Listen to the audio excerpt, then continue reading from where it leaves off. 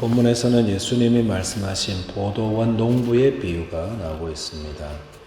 포도원 농부 비유는 저희가 20장에 살펴본 포도원 품꾼 비유와 조금 구별이 되어야 하겠습니다. 이 두 비유 모두 다 포도원 이야기, 포도원 주인, 포도원에서 일하는 사람들 나오겠지만 다른 교훈을 주고 계시다는 겁니다. 비유의 말씀은 다시 늘 말씀드립니다만 어떤 예수님의 비유에서 모든 게 똑같은 걸 의미하는 건 아닙니다. 특별히 오늘 비유는 한 가지 메시지를 주고 있는데 그게 무엇인지를 볼 수 있어야겠고요. 오늘 본문을 통해서 하나님 나라를 상속하는 그런 귀한 교훈에 대한 말씀 함께 나누도록 하겠습니다. 첫째로 묵상할 말씀은 하나님은 악인들의 회개를 바라신다는 사실 묵상하겠습니다. 33절에 보니까 다른 한 비유를 들으라. 한 집주인이 포도원을 만들어 산 울타리로 두르고 거기에 적자는 틀을 만들고 망대를 짓고 농부들에게 새로 주고 타국을 받더라고 하였습니다. 예수님의 말씀은 항상 그 시대의 그 상황에 사람들이 잘 알고 있는 그런 상황을 가리켜서 이야기하시는데 오늘 본문에서는 어떤 포도원 주인이 포도원을 개간해서 그것에 모든 것들을 포도 농사를 짓게끔 잘 준비해 놓고 먼 길을 떠나는 그런 것들이 그 당시 상황으로 이렇게 다 있었던 것 같습니다. 그래서 그런 상황을 배경으로 하고 있는데 여기서 나오는 집주인은 하나님을 의미하고 포도원은 이스라엘을 의미하고 있습니다.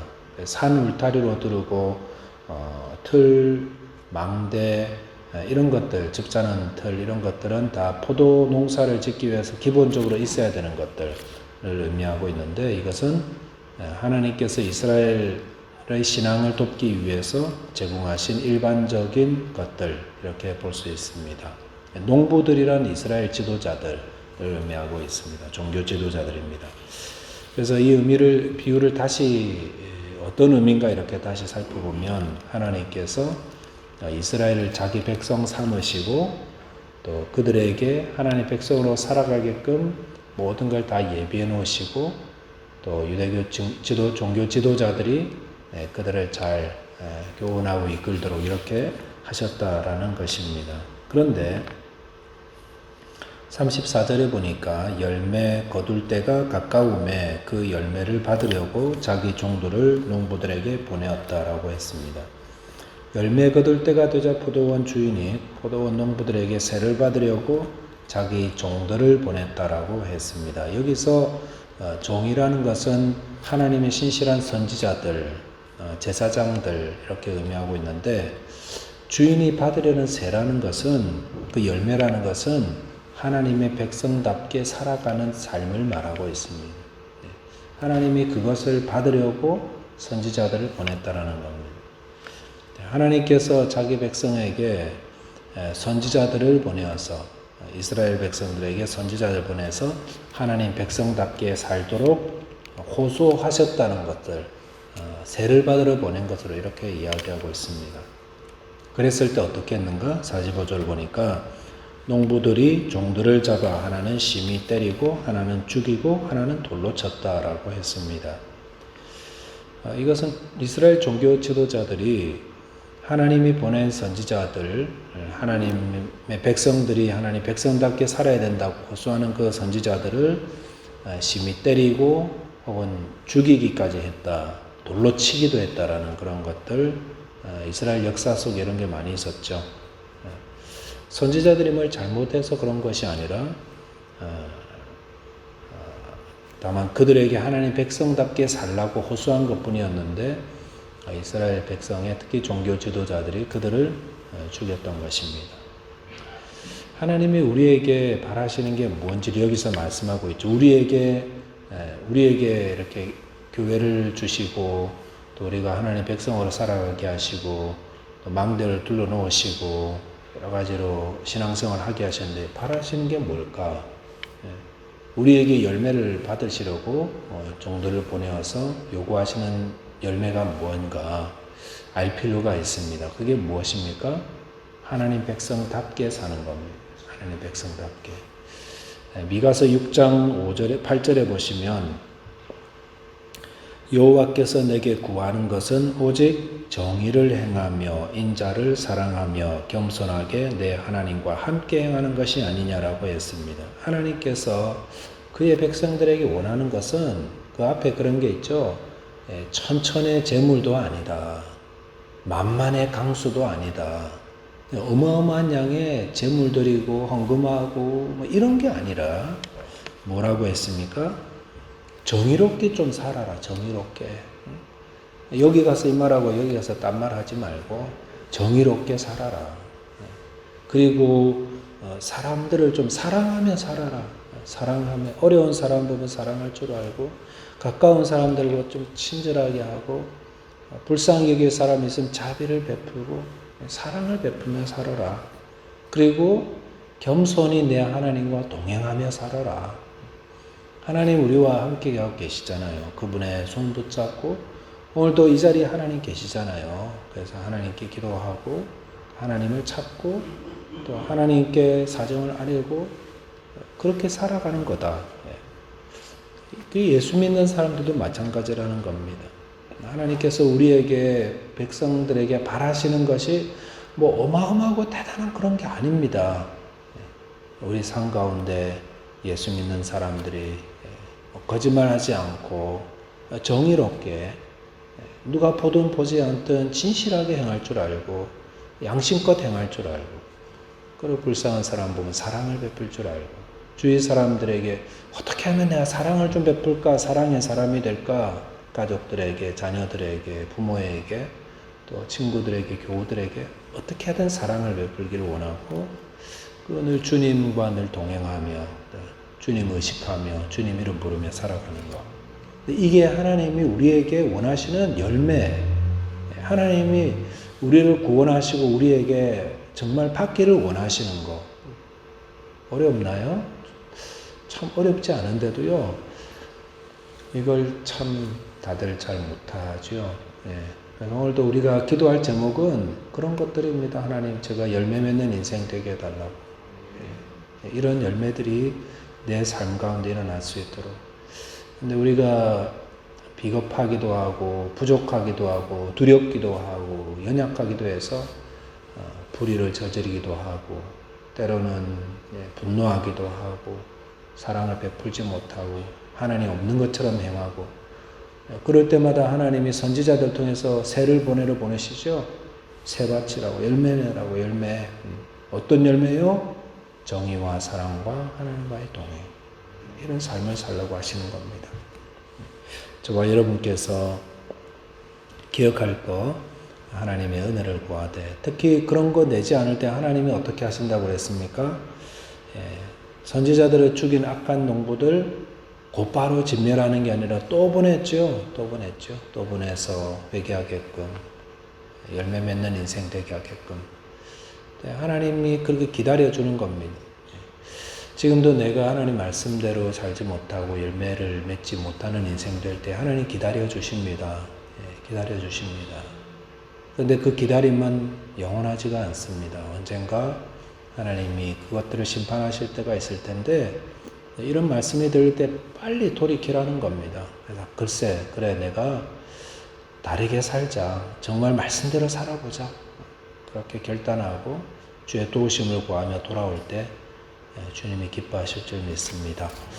두 번째는 좋은 열매 맺는 자가 하나님 나라를 상속한다는 겁니다. 하나님 나라는 좋은 열매 맺을 때 상속받습니다. 37절에 이하에 보시면 포도원 주인이 그의 종들을 보내었다가 이제는 그의 아들을 보낸다고 했습니다. 여기서 포도원 주인의 아들이라는 것은 하나님의 아들 예수 그리스도를 가리키고 있습니다. 그의 아들을 보내신 주인께서는 그의 아들 말을 듣지 않을까 하는 그런 기대로 보냈다고 했습니다. 근데 그런 농부들이 전혀 달라지지 않았죠. 오히려 그 주인의 아들을 잡아 죽였다라고 했습니다. 이것은 이제 곧 예수님이 십자가에서 죽을 것을 미리 암시하고 있는 것으로 예수님이 유대교 지도자들에게 당할 죽음을 비유를 통해서도 지금 보여주고 있습니다. 본문 40절에 보니까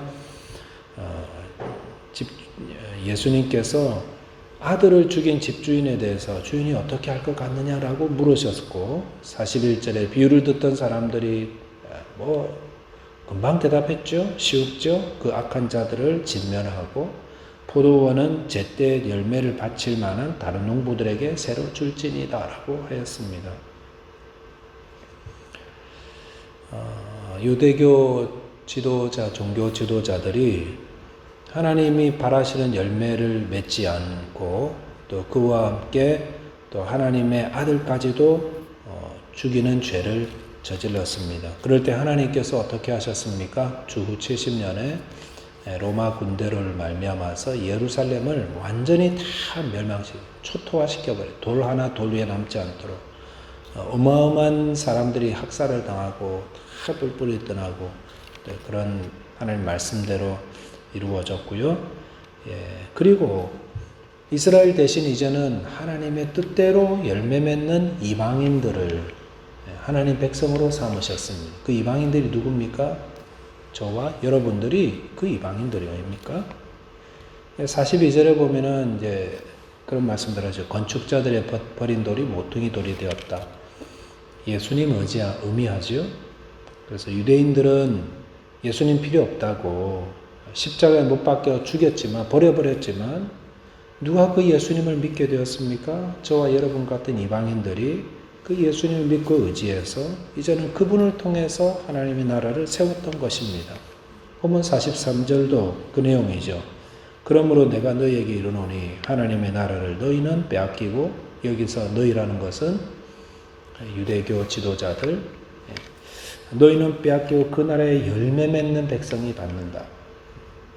하나님의 백성이라고 선택받았던 선민이라고 자부하던 그들은 하나님 백성답게 살지 않고 열매도 맺지 않고 불순종 삶을 살다가 하나님의 나라를 빼앗기게 되었습니다. 그리고 그 대신에 이방인으로서 예수님의 복음을 듣고 하나님의 나라의 백성 되고 하나님 백성에 답게 열매 맺는 사는 자들이 하나님 백성을 상속받게 되었습니다. 44절도 무슨 의미인지 좀 살펴볼 필요가 있습니다. 돌 위에 떨어지는 자라는 것은 예수님이죠. 예수님을 정치적 메시아로 알았던 사람들이 왔다가 실족해가지고 돌아버렸습니다. 그래서 떨어져 나가버리는 거죠. 그리고 돌이 떨어져서 그 사람을 가루로 만드는 것은 예수님을 대적하던 자들입니다. 유대인들. 그들 모두 하나님 예수님을 배척했던 자들. 만왕의 왕이신 예수님이 심판주로 오실 때에 멸망케 될 자들입니다. 45절 말씀. 대제사장들과 바리새인들이 예수님 비유가 자기들을 가르쳐 하는 말이니 금방 알아버렸어요. 우리는 막 설명해야 아는데 이 사람들은 자기 문화 속에서 이야기를 비유를 해주시니까 금방 아는 거예요. 이게 자기들 이야기라고. 오늘 포도원 비유를 다시 한번 돌아보십시오. 누가 하나님 나라를 상속받습니까? 유대인인지 이방인인지 물론 이것도 중요하지만은 열매 맺는 백성들이 상속받습니다. 열매 맺는 백성. 정의를 행하고 하나님 말씀대로 하나님 백성답게 사랑을 베풀고 하나님과 늘 날마다 동행하는 그런 열매 맺는 백성들.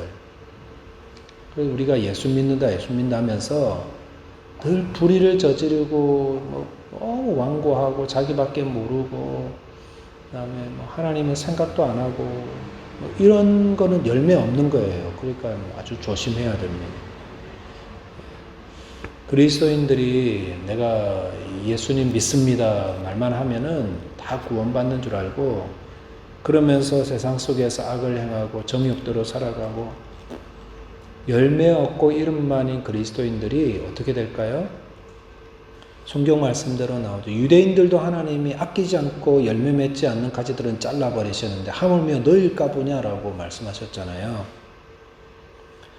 선민이라도 열매 맺지 않는 백성들은 하나님 나라를 상속받지 못합니다. 마찬가지로 우리 이방인들도 다를 바가 없습니다. 그래서 우리가 물론 이 말은 행위로 천국에 들어간다는 말은 아닙니다. 그러나 하나님의 자녀가 된 좋은 나무들은 좋은 열매 맺는다고 하셨습니다. 우리가 정말 예수님을 믿는 자라면 우리 삶에 반드시 좋은 열매가 나타나게 되어 있습니다.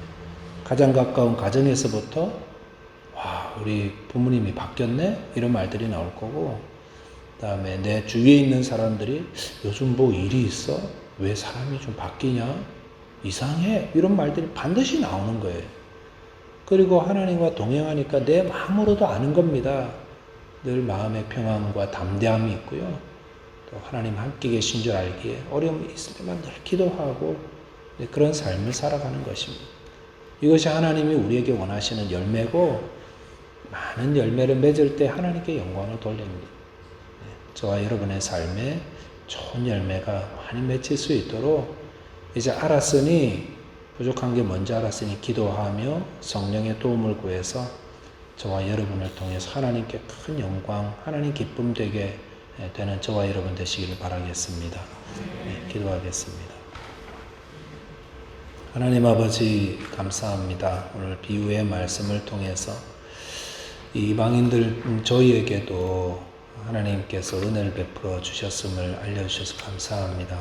주님이 원하시는 열매가 무엇인지를 들었으니 저희들 그 열매를 맺을 수 있도록 저희 성령의 도움을 구하게 하여 주시고, 또 결단하게 하시고 믿음으로 살아서 주님 정의를 베풀고 정직하게 하시고 또 좋은 열매 많이 맺어 하나님을 기쁘시게 하고 하나님의 기쁨 되는 저희 모든 성도들 되게 하여 주옵소서.